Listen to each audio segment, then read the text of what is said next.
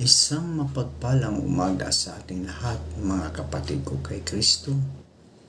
Mula sa The Solid Rock Morning Devotion, isang kagalakan na muli tayo ay makapagbulay-bulay sa salita ng Panginoon sa umagang ito.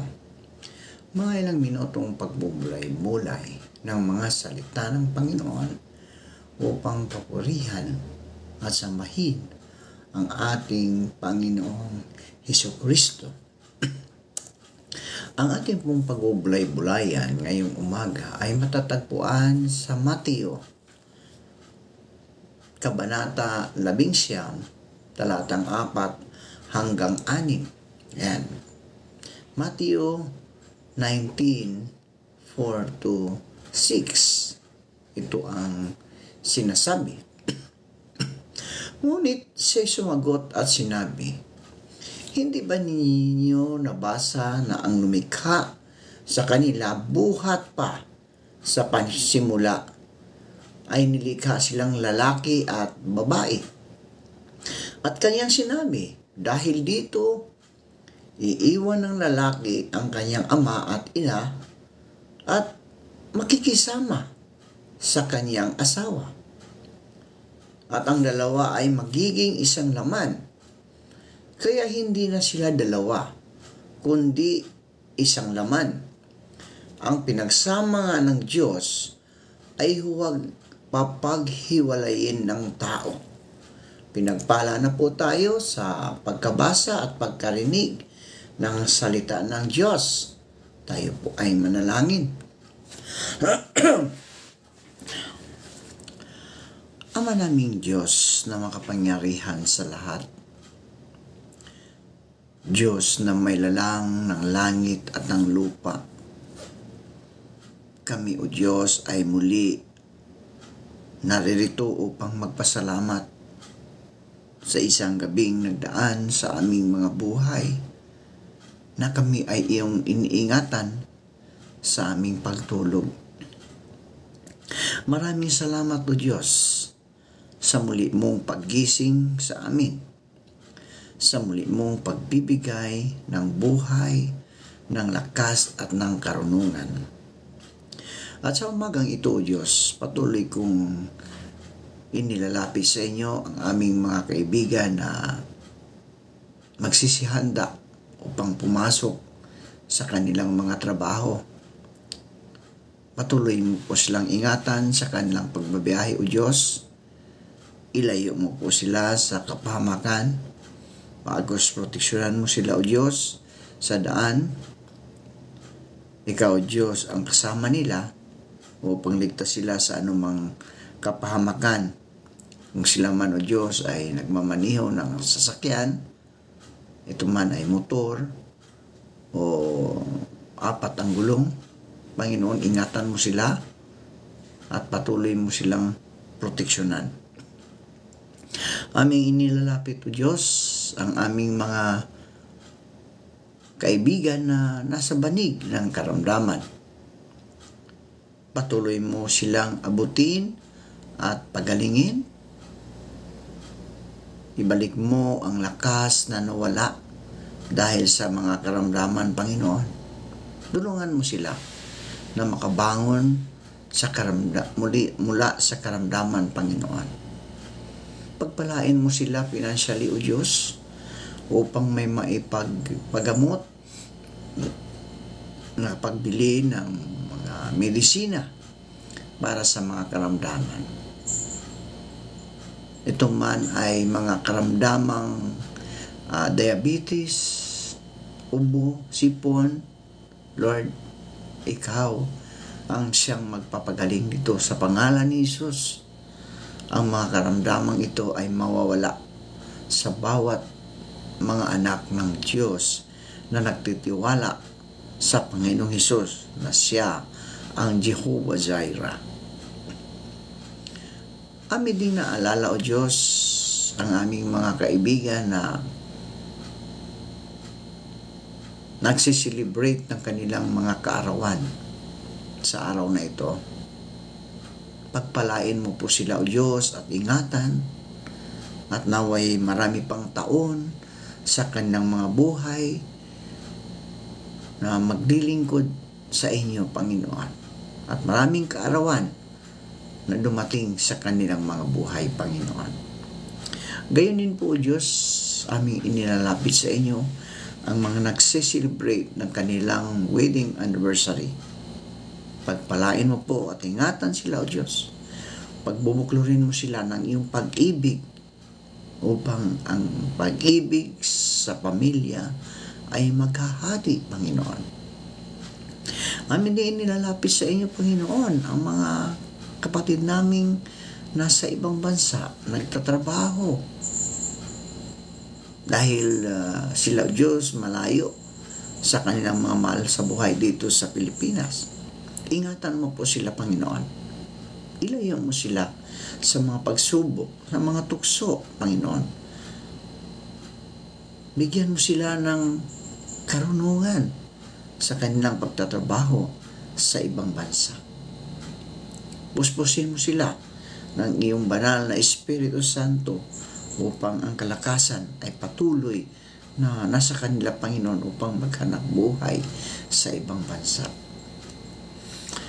Amin din nilalapit sa iyo, O Diyos, ang aming bayan, ang aming bansa, na nalalapit na po ang election, major election, Panginoon. Naway, bigyan mo po ng proteksyon ang mga anak mo na patuloy na naglilibot upang mangampanya. Naway ang kanilang mga pangako, O Diyos, ay tuparin nila kapag sila ay nakaupo na. Hindi lang po pangako, kundi kailangan na tuparin nila na maglingkod ng maayos sa bansa at sa kapwa, Panginoon. Lord, sa umagang ito, patuloy kong tinataas sa inyo ang aming mga kaibigang mangingisda. Patuloy mo po silang ingatan sa laot ng karagatan, tulad ng pag-iingat mo sa iyong mga apostol na naroon sa laot nang ang malakas na hangin ay kanilang nararanasan at ito iyong pinahinto. Gayon din po, Diyos, aming inilalapit sa inyo ang aming mga kaibigang mga magsasaka, nagtatanim ng palay, gulay, prutas at iba pa, upang kami, O Diyos, ay may makain sa aming mga hapagkainan, Panginoon. Lord, tulungan mo silang na makabangon sa mga pagsubok sa buhay at ilayo mo sila sa mga karamdaman. Maraming salamat po sa pangalan ni Jesucristo na aming Diyos at tagapagligtas. Amen. Amen.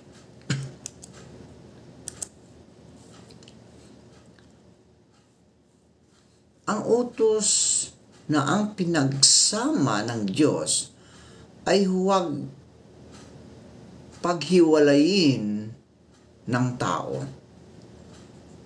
at tumutukoy sa pag-aasawa at diborsyo.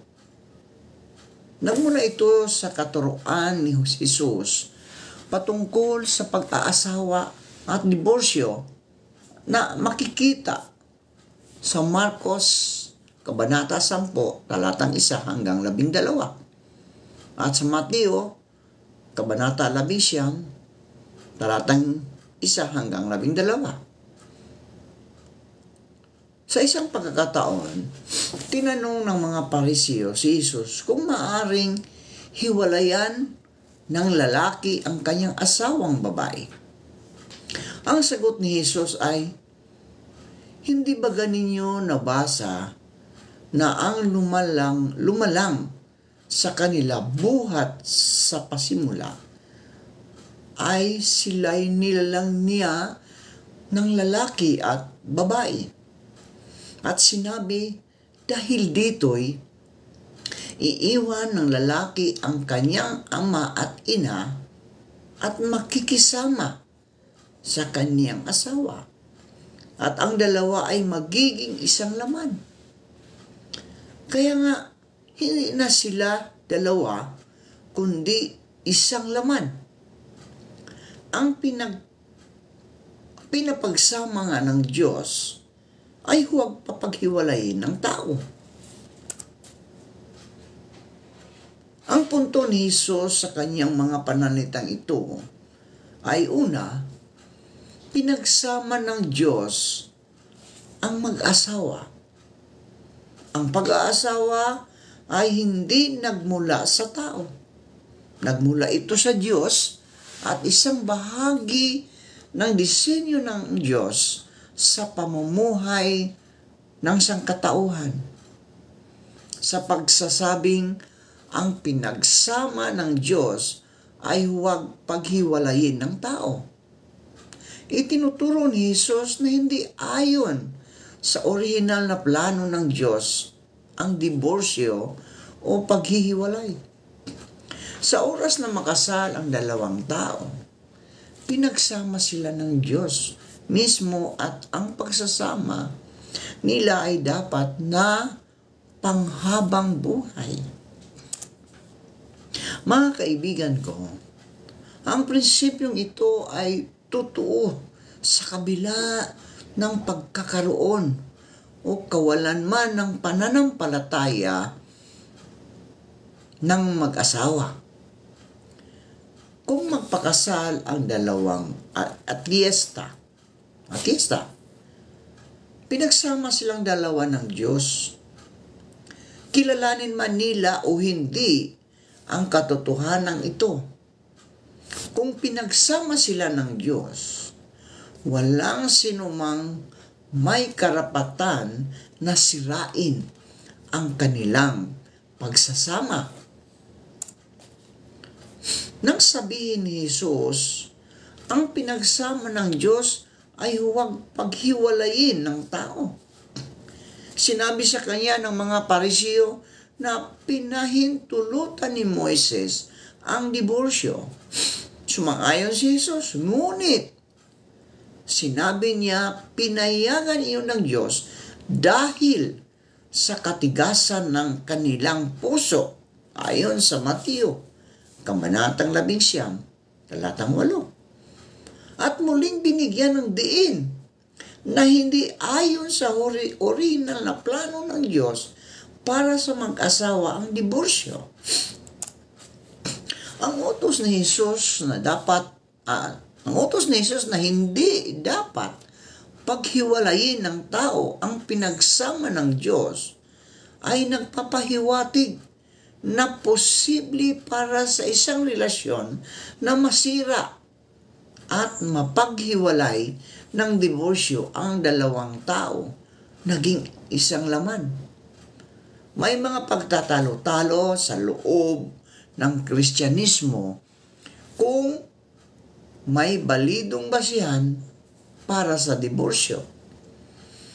Marami ang pinapahintulutan ang diborsyo kung hindi nagsisisi ang isang kabiyak na nagtaksil sa kanyang asawa. Kailangan magsisisi kapag nagtaksil ang isang asawa. Ayon sa Mateo, Kabanata 11, talatang 9, o kung iniwan ng isang hindi mananampalatayang asawa ang kanyang mananampalatayang asawa dahil ayaw na ng una na makisama sa mananampalatayang asawa. Sa mga ganitong pagkakataon, mga kaibigan, ang tali sa mag-asawa ay sinisira ng pagtataksil o ng pag-iwan. Ang pagputol sa relasyon na ginawa ng Diyos at isang trahedya sa pagsasama. Kahit sa kabila ng dalawang dahilang nabanggit, kadalasan na sa ating kultura na ituring ang diborsyo bilang isang hindi seryosong kasalan. Kung ang pag-aasawa ay isa lamang simpleng imbensyon ng tao na kapareho ng pagsusosyo sa negosyo o pagiging miyembro ng isang samahan, malaya ngayon ang tao na pumasok at lumabas sa relasyon anumang araw at oras niya maibigan. Ang diborsyo ay hindi isang simpleng kasunduan, mga kaibigan, ng pag-alis sa isang kumpanya. Ito ay isang desisyon na kinapapalooban ng seryosong konsiderasyon sa pagitan ng dalawang taong pinagsama ng Diyos na nais niyang magsama ng habang buhay. Ito ay isang seryosong bagay, mga kaibigan.